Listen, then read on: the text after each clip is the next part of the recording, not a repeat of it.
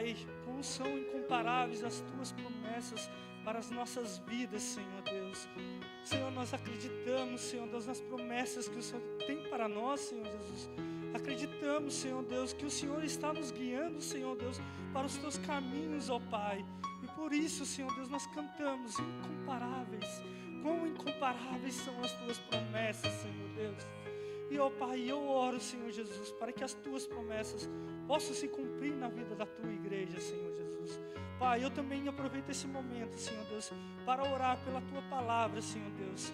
Oro, Senhor Jesus, para que a Tua palavra venha de encontro com as nossas necessidades. Senhor Deus, eu não sei o que a Tua igreja precisa ouvir, mas o Teu Espírito Santo sabe, Senhor Deus. E eu te peço que o Senhor Deus, pela Tua graça, pela Tua misericórdia, Senhor Deus, o Senhor possa me usar, Senhor Deus, como instrumento em Tuas mãos, Senhor Jesus. Ó Pai, eu não tenho nada a oferecer para o Teu reino, Senhor Deus. Eu não tenho nada, Senhor Deus, eu sou um homem miserável, mas a Tua palavra tem, Senhor Deus. A Tua palavra, Senhor Deus, traz salvação. A Tua palavra tem coisas boas, Senhor Deus, para a Tua igreja. A Tua palavra pode salvar, a Tua palavra pode libertar, Senhor Jesus. Eu creio, Senhor Deus, eu creio nas Tuas sagradas escrituras. Por isso eu oro, Senhor Deus, pela Tua igreja. Intercedo, Senhor Deus, no nome de Jesus Cristo. Amém, Senhor Deus. Louvado seja o Teu nome, Jesus. Os irmãos podem se assentar.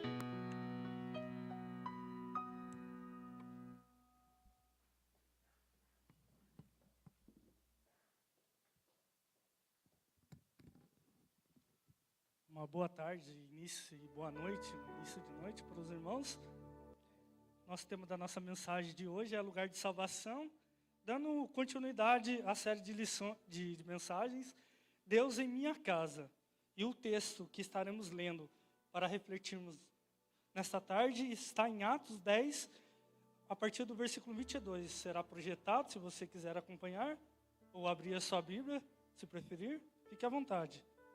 A palavra do Senhor, irmãos, diz assim: Então disseram: o centurião Cornélio, homem e reto e temente a Deus, e tendo bom testemunho de toda a nação judaica, foi instruído por um santo anjo para chamar-te à sua casa e ouvir as tuas palavras.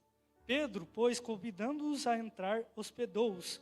No dia seguinte, levantou-se e partiu com eles. Também alguns irmãos dos que habitavam em Jope foram em sua companhia. No dia imediato, entrou em Cesareia. Cornélio estava esperando por eles, tendo reunido seus parentes e amigos íntimos. Aconteceu que, indo Pedro a entrar-lhe, saiu Cornélio ao encontro e, prostrando-se-lhe aos pés, o adorou. Mas Pedro o levantou, dizendo: Ergue-te, que eu também sou homem. Falando com ele, entrou, encontrando muitos reunidos ali, a quem se dirigiu, dizendo: Vós bem sabeis que é proibido a um judeu ajuntar-se ou mesmo aproximar-se a alguém de outra raça, mas Deus me demonstrou que a nenhum homem considerasse comum ou imundo. Irmãos, como você definiria a sua casa? Se a gente fizer uma pesquisa no nosso dicionário da língua portuguesa, a gente vai ver que casa, o termo casa não se restringe somente às paredes ou ao teto de um determinado lugar.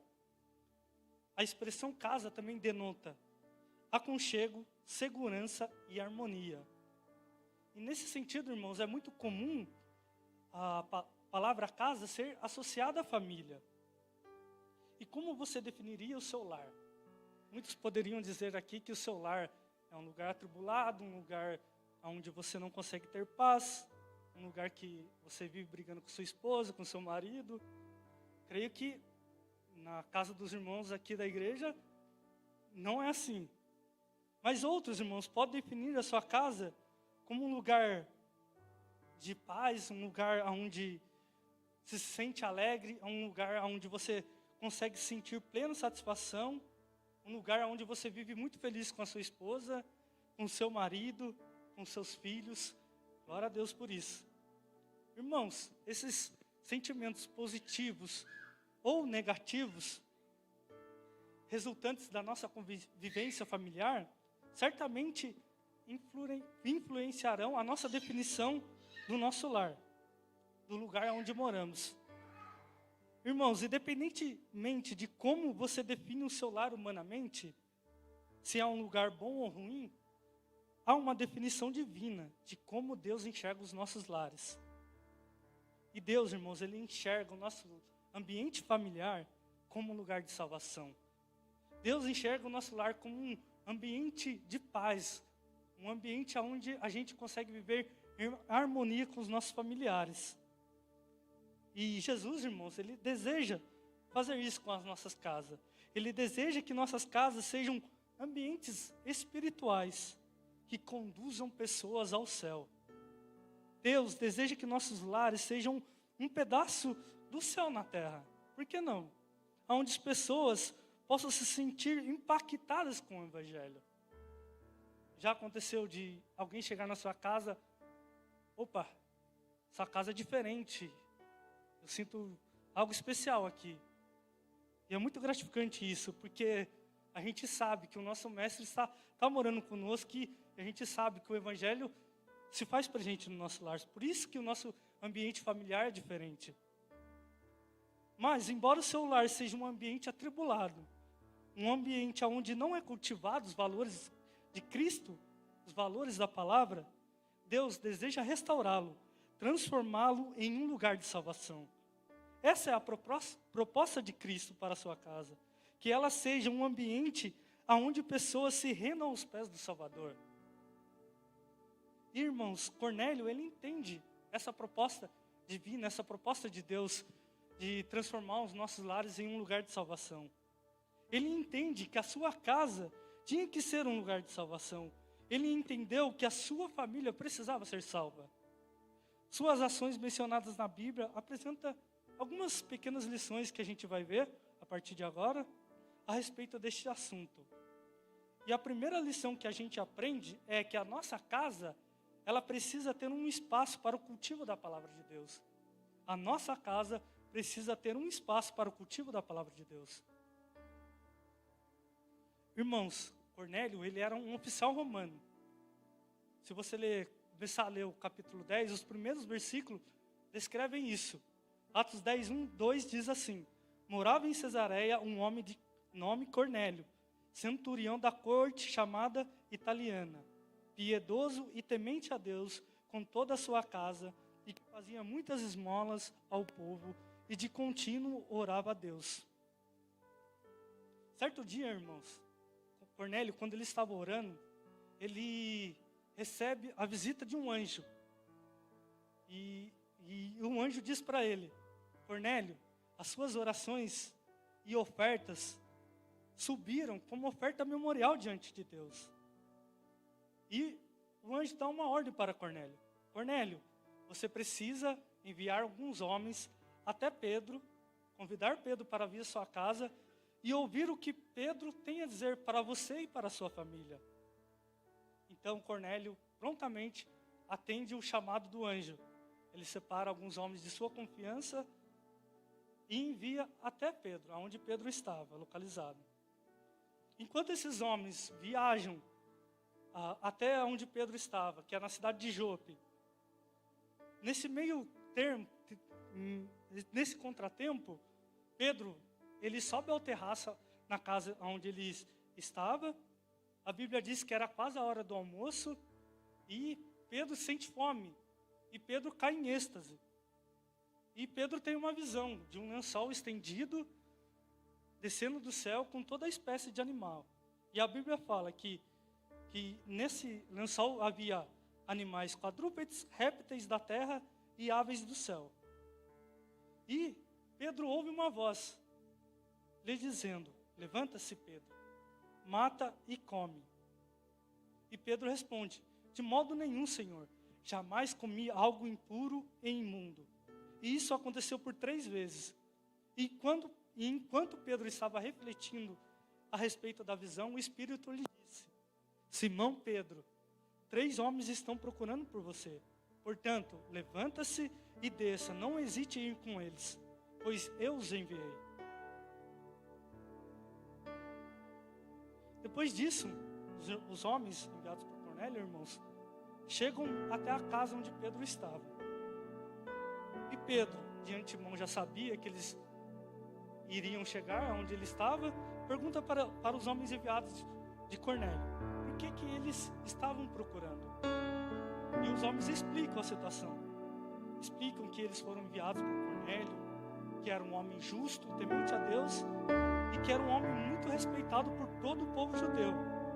E que ele, Cornélio, estava convidando Pedro para ir à sua casa e ouvir o que Pedro tinha a dizer para ele e a sua família. Então Pedro aceita o convite de ir até a casa de Cornélio, pois já anteriormente já havia recebido a ordem do Espírito em ir com eles. Irmãos, Cornélio e a sua família, apesar de eles serem religiosos, eles ainda não conheciam a fé verdadeira. Ainda faltava algo a Cornélio e a sua família. Apesar de Cornélio e a sua família darem esmolas, serem temente a Deus e orar continuamente, eles ainda precisavam ouvir a palavra de Deus. Precisavam ter um encontro real com Cristo. Precisavam entender que Cristo havia sido morto por seus pecados. Cornélio, um bom homem, temente a Deus, dava esmolas, mas isso não era suficiente para ser salvo. Às vezes pensamos que é pelo muito fazer que seremos salvos. E não é assim. O preço já foi pago por Jesus. Efésios 2, 8, 9 diz, porque pela graça sois salvos, mediante a fé. E isso não vem de vós, é dom de Deus, não de obras para que ninguém se glorie. Não é pelo muito fazermos que seremos salvos. A salvação ela não pode ser barganhada. Por mais que façamos boas obras, não será suficiente para conquistarmos a salvação. A salvação é de graça, pois Jesus, o nosso Mestre, já pagou o alto preço. Seremos eternos devedores. Não podemos pensar nisso? Que seremos eternos devedores? Nunca iremos pagar o grande débito de Jesus. Nunca iremos conseguir pagar a Jesus o que Ele fez por nós. E amanhã, irmãos, a gente terá uma ação social do Projeto Arca, realizado pelo nosso irmão PJ. A gente estará saindo para entregar alguns alimentos, algumas roupas para os moradores de rua. Mas a gente tem que ter em nossa consciência que a gente vai fazer essa ação não para a gente conquistar a salvação. A gente vai fazer isso porque a gente já é salvo. É uma consequência da nossa salvação. A gente tem que entender que não é por a gente preparar alguns alimentos, acordar mais cedo e entregar um alimento que a gente vai ganhar a salvação. Não é assim. Jesus já nos deu a salvação. Por isso que devemos fazer as boas obras. E não o inverso, fazer boas obras para conquistarmos a salvação. A salvação é consequência. As obras é consequência da nossa salvação em Cristo. Irmãos, Jesus é o único acesso que nós temos de interagir com o céu. Cornélio descobre que lhe faltava algo quando um anjo lhe aparece dizendo que era necessário ouvir Pedro. Essa experiência sobrenatural, irmãos, faz Cornélio convidar Pedro para ir à sua casa e pregar. A residência de Cornélio estaria com as portas abertas para as Escrituras. Nossa casa é um lugar onde a gente faz muitas coisas. Eu, na minha casa, eu gosto de relaxar, descansar, dormir um pouco, jogar um videogame, assistir uma TV, assistir um futebolzinho, que é muito legal. Mas essas práticas, a gente tem que fazer, porque a gente é ser humano e a gente é carne e às vezes a gente precisa ter um momento assim. Mas essas práticas só têm valia desde que haja um cultivo, um espaço para o cultivo da palavra. Cornélio manda buscar Pedro em outra cidade, a fim de que sua casa tenha um momento bíblico. Será que nós estamos nos esforçando para que haja reflexões bíblicas em nossos lares? A leitura e meditação das Escrituras precisam fazer parte da nossa rotina familiar. Será que nós não estamos colocando outras coisas à frente da palavra de Deus? Nós vivemos um tempo em que a tecnologia, ela tem tomado um tempo muito grande das nossas vidas. Às vezes a gente passa muito tempo perdendo tempo nas redes sociais. Às vezes a gente passa muito tempo assistindo série. Eu tenho que tomar cuidado com isso, eu gosto de série. Às vezes a gente passa muito tempo assistindo TV. Às vezes a gente passa muito tempo jogando videogame. Temos nos enchido tanto com essas coisas, a ponto da palavra de Deus, que era para ser prioridade em nossas vidas, no nosso dia a dia, ela tem ficado de lado. Não estou falando que é errado assistir série, ficar um tempo nas redes sociais. Nós somos humanos, precisamos disso. Mas não devemos deixar essas coisas tomarem todo o nosso tempo, a ponto de não termos tempo para a leitura e meditação da palavra. Não é só a tecnologia que tem tomado muito tempo das nossas vidas. Às vezes a gente passa muito tempo trabalhando, às vezes a gente passa de 8 até 10 horas, e se deixar a gente trabalha mais ainda. Não estou dizendo que é errado a gente trabalhar, a gente tem que trabalhar, a gente tem que tirar o nosso sustento. Mas muitas vezes a gente trabalha, e às vezes a gente chega em casa e temos mais serviço para fazer. Às vezes a gente tem que cuidar da casa, lavar uma louça, limpar uma roupa, fazer uma comida. Ou às vezes, quando falta comida, a gente tem que ir no supermercado. Às vezes, daí a gente vai no supermercado, a gente vai lá naquele supermercado, no Semar, vou dizer a propaganda aqui, eu não gosto de ir lá. A gente vai no Semar, pega os alimentos e enfrenta aquelas filas longas. A Alexandra sabe que eu odeio ir no supermercado. E a gente perde muito tempo nas filas. Quando a gente volta para casa, a gente tem que preparar o alimento, a gente come, prepara a marmita para o próximo dia. E a gente toma um banho, e a gente vai ver as horas do dia já se passaram. E o que mais nós queremos fazer? É dormir, né? Tirar uma soneca. Porque no outro dia, a gente vai fazer as mesmas coisas novamente. E o nosso momento com Deus? Como é que tem ficado? E a nossa leitura da palavra? A nossa reflexão das Escrituras? O nosso momento de oração com Deus? Nós temos que tomar cuidado, porque o mundo tem nos sufocado. O mundo está querendo tirar esse momento de leitura e reflexão da palavra. Nós precisamos, irmãos, priorizar o nosso tempo com Deus. Eu estava conversando com o irmão essa semana, ele me disse algo interessante, que ele trabalha das 8 da manhã às 5 horas da tarde. E ele falou que quando dá o horário dele ir embora, ele pega as coisas dele e vai embora. Mesmo que tenha mais serviço para ele fazer no dia seguinte. Ele disse, não adianta eu ficar trabalhando até mais tarde, querendo adiantar o meu serviço, porque sempre terei alguma coisa para fazer. Eu fiquei pensando, sempre teremos algo para fazer no nosso dia a dia. Sempre teremos um trabalho para fazer no nosso serviço, no nosso trabalho. Sempre teremos serviço acumulado. Em nossa casa sempre teremos uma louça para lavar. Ixi, odeio lavar louça também. Essa semana eu estava lavando a louça, aí passou umas horinhas, eu fui para a cozinha, olhei, tem mais louça, quem será que comeu aqui? Então, vocês percebem que na nossa casa sempre tem alguma coisa para fazer, sempre teremos uma louça.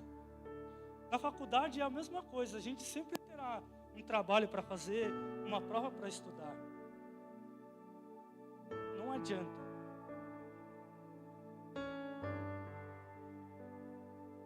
Irmãos, às vezes a gente precisa ignorar essas coisas, a fim de que nós tenhamos um tempo para o cultivo da palavra. Temos que trabalhar, arrumar as nossas casas, estudar, mas o nosso tempo com a palavra de Deus tem que ser a nossa prioridade. Precisamos reservar um tempo de qualidade para o cultivo da palavra em nossos lares. Um tempo no qual a gente vai lá no secreto, só você e Deus. Você lê uma porção da palavra. Você medita naquele trecho das Escrituras. Detecta o que você precisa melhorar na sua vida. E você se prostra aos pés de Cristo e fala, Senhor, é nisso que eu preciso melhorar. me ajude. É isso que Deus espera de nós, irmãos.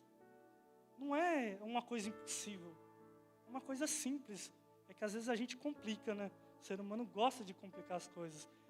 É só a gente ir para o nosso secreto, separar 15 minutos do nosso dia, ir lá e conversar com Deus, se derramar aos pés da cruz, aos pés de Cristo. Irmãos, a fé de muitos tem se esfriado. Muitos têm sido levados pelas coisas deste mundo, ou até mesmo por falsas doutrinas, por não ter um momento de leitura e reflexão da palavra.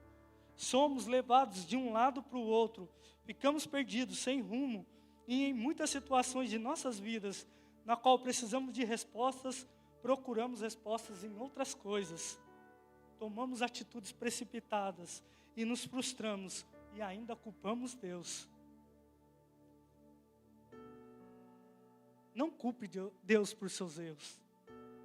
Se você errou, foi por sua culpa, não culpa de Deus. Se, ao invés de nós procurarmos as orientações na palavra de Deus e segui-las, com toda certeza nós não nos frustraremos. Irmãos, nossa casa precisa ter espaço para o cultivo da palavra. A palavra tem que ser nossa prioridade. Nada pode ser mais importante que o nosso momento com Deus. Cornélio entende que precisava ter um momento de reflexão da palavra em sua casa ao convidar Pedro. A nossa atitude tem que ser a mesma de Cornélio. Devemos abrir as portas dos nossos lares para o cultivo da palavra de Deus.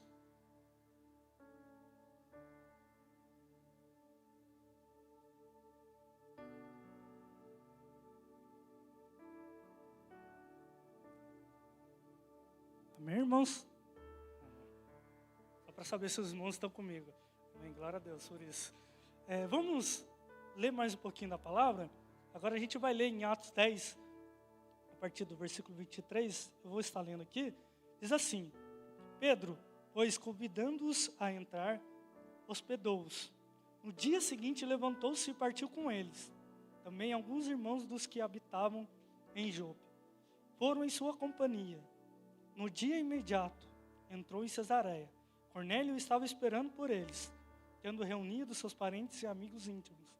Aconteceu que, indo Pedro a entrar, lhe saiu Cornélio ao seu encontro, e prostrando-se-lhes aos pés, o adorou. Mas Pedro levantou, dizendo: Ergue-te, que eu também sou um homem. Falando com ele, entrou, e encontrando muitos reunidos ali, a quem se dirigiu, dizendo: Vós bem sabeis que é proibido a um judeu ajuntar-se ou mesmo aproximar-se a alguém de outra raça. Mas Deus me demonstrou que a nenhum homem considerasse comum ou imundo. Irmãos, tem uma outra lição que a gente aprende com esse texto. A nossa casa precisa ser um lugar de multiplicação da palavra de Deus. A nossa casa precisa ser um lugar de multiplicação da palavra de Deus. Irmãos, quando Pedro chega na casa de Cornélio, percebe que muitas pessoas o esperavam naquele lugar. Cornélio havia convidado seus parentes e amigos para ouvirem a pregação do Evangelho. Por conta dessa atitude do anfitrião, várias pessoas tiveram a oportunidade de chegarem a Jesus e conhecerem a Jesus e serem salvas. Aquele lugar, irmãos, havia se transformado num lugar de salvação. Queria abrir um parênteses e queria ressaltar a atitude de Cornélio. Cornélio, ele era o anfitrião da casa, ou seja, ele era o dono da casa, ele mandava na casa, ele que ditava as regras do seu lar. E geralmente, irmãos, eu queria dar um exemplo e aqui dos PGs. Nos PGs nós temos os líderes, os auxiliares dos líderes e os anfitriões. Se o líder do PG da casa da nossa irmã, que é a Noel, chegar na casa dela, quer preparar uma dinâmica, chegar na casa da irmã Cris e querer mudar um móvel da casa da Cris para fazer a dinâmica, a Noelma não vai fazer isso. Ela não vai chegar na casa da Cris e começar a dar ordem para a Cris remover os móveis da sala. Se a Noelma quiser fazer uma dinâmica que precise remover um móvel da sala da Cris, por exemplo, um sofá, ela tem que pedir permissão anteriormente para a Cris, que é a Cris, a poderosa, a chefona da casa dela. É ela que manda lá. E geralmente é as mulheres que mandam em casa, né? Então, irmãos, o anfitrião, ele tem esse poder de escolha. Ele tem esse poder de decidir tudo em casa. E com Cornélio não era diferente. Ele podia simplesmente ter rejeitado a ordem do anjo de convidar Pedro até sua residência. Ele tinha esse poder de escolha de fechar as portas da sua casa para Pedro. Cornélio não fez isso. Sabe por quê? Pois ele sabia que as portas abertas da sua casa não eram simplesmente só para Pedro. As portas da casa de Cornélio estariam abertas para o evangelho e para a salvação da sua família. Irmãos, Cornélio entendia que a transformação do seu lar pela palavra dependeria do seu poder de escolha. E nós temos esse mesmo poder de escolha. Nós decidimos se conduziremos nossa família ou não ao evangelho. Se abrimos ou não as portas de nossos lares para a palavra. É nossa responsabilidade como cristãos de que a palavra de Deus seja multiplicada em nossos lares. Talvez você não seja um anfitrião, poderoso chefão da sua casa, aquele que dita as regras, aquele que fala para os filhos que tem que chegar às 10 horas em casa. E tem que chegar mesmo, senão vai apanhar. Talvez você não seja esse anfitrião. Mas já parou para pensar que Deus te nomeou líder espiritual da sua casa? O responsável, o escolhido por Deus de levar o evangelho para a sua família? Já parou para pensar nisso? Talvez Deus tenha te salvado para que você seja o condutor, a ponte, o elo da palavra até a sua família. Você é o responsável para que o seu filho ouça a palavra de Deus. Você é o responsável para instruir seus filhos no caminho do Senhor. Você é responsável para que o seu pai não cristão ouça a palavra de Deus. Você é o responsável para que a sua mulher ouça a palavra de Deus. Cornélio, irmãos, ele não se contenta em só conduzir a sua família à palavra. A Bíblia, no versículo 24, diz que Cornélio, junto com seus parentes e amigos mais íntimos, esperavam a chegada de Pedro, que trazia as boas novas.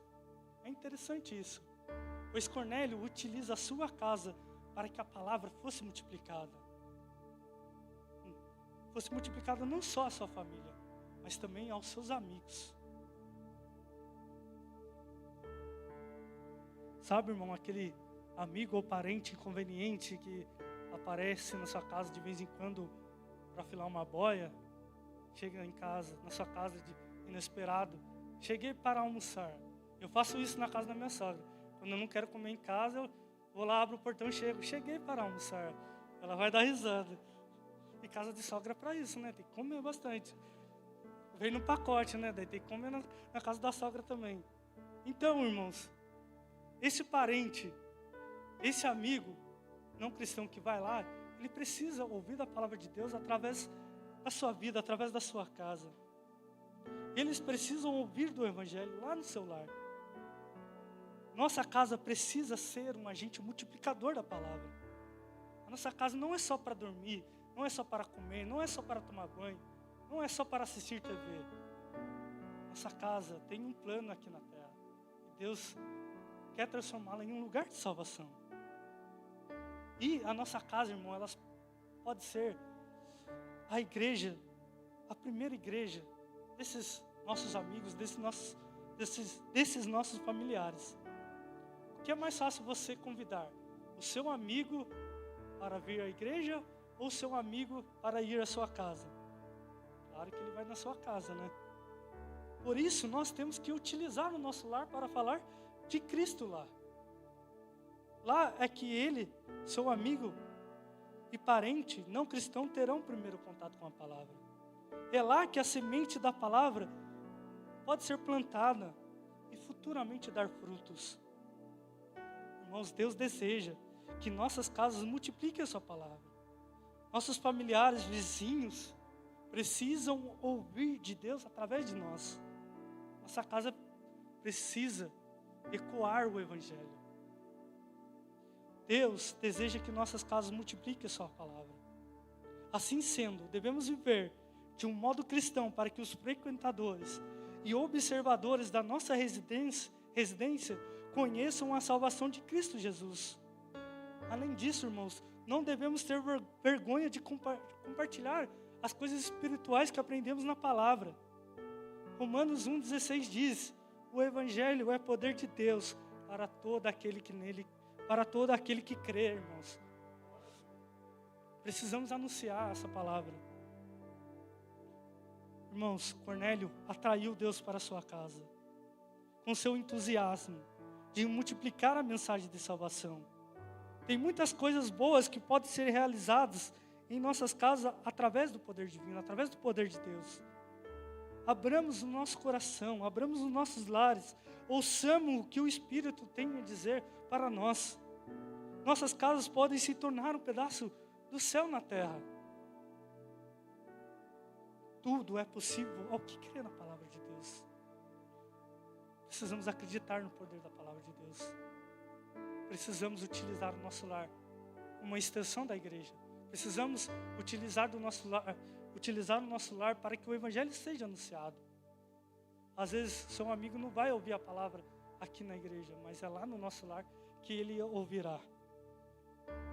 Que possamos usar o nosso lugar, a nossa casa, como um lugar de multiplicação da palavra de Deus.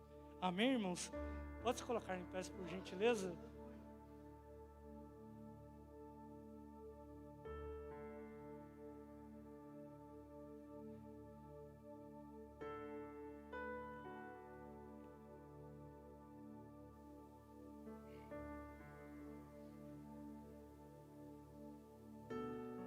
Irmãos, se a gente continuar lendo o capítulo 10 de Atos, a gente vai ver que Deus, na sua casa você lê com calma o capítulo 10, e você vai ver que Deus salvou Cornélio e a sua família e seus amigos. Mas isso só foi possível porque Cornélio abriu as portas da sua casa para a palavra. Irmãos, precisamos fazer do nosso lar um lugar de salvação. Mas isso só será possível se estivermos em contato constante com a palavra e com Jesus. Deus, irmãos, deseja salvar as nossas famílias. Mas primeiramente precisamos nos derramarmos aos pés de Cristo. A Bíblia diz que Cornélio orava continuamente a Deus. E em uma de suas orações recebe a visita de um anjo, dizendo que as suas orações tinham chegado a Deus como uma oferta memorial diante de Deus. Sabe o que é isso? A oração de Cornélio tinha chegado diante de Deus. Deus tinha ouvido a oração de Cornélio. Não desista da salvação da sua casa. Não desista da salvação da sua família. Continue anunciando a palavra para os seus familiares. Continue orando por eles. Deus está ouvindo as nossas orações. Cornélio, sua família e amigos, eles ouviram a palavra de Pedro. E enquanto eles ainda ouviam a palavra, a reflexão das Escrituras veio sobre eles, o Espírito Santo. Todos foram batizados pelo Espírito de Deus. E em seguida, ordenados por Pedro para serem batizados em nome de Jesus Cristo. Deus deseja fazer o mesmo com nós. Creia no poder da palavra. Amém? Vamos orar? Pai, no nome de Jesus, eu oro, Senhor Deus, neste momento, Senhor Deus.